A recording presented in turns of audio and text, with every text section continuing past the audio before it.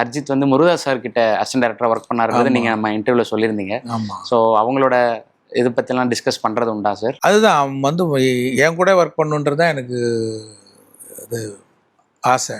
Okay. ரொம்ப இன்டெலிஜென்ட்டான பையன் அந்த பையன் ரொம்ப.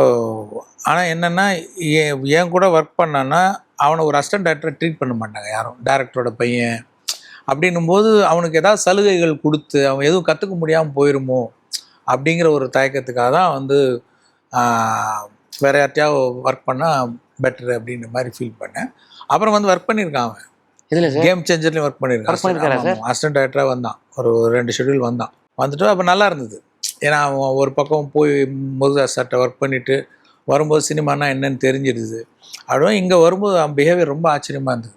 அங்கே ஒரு அசிஸ்டன்ட் டைரக்டராக தான் இருந்தான். எல்லாரும் அவனை வந்து டைரக்டர் பையன் அப்படிலாம் ட்ரீட் பண்ணாலும் அவன் ரொம்ப தெளிவாக என்னுடைய லிமிட் இதுதான், இதை நான் தாண்டக்கூடாது. அங்கே வந்து நான் டைரக்டர் என்ன மரியாதை கொடுக்கணும், அவர் சொல்கிறத செய்யணும் அப்படின்போது ரொம்ப நல்லா இருந்தது, எனக்கு ஆரோக்கியமாக இருந்தது.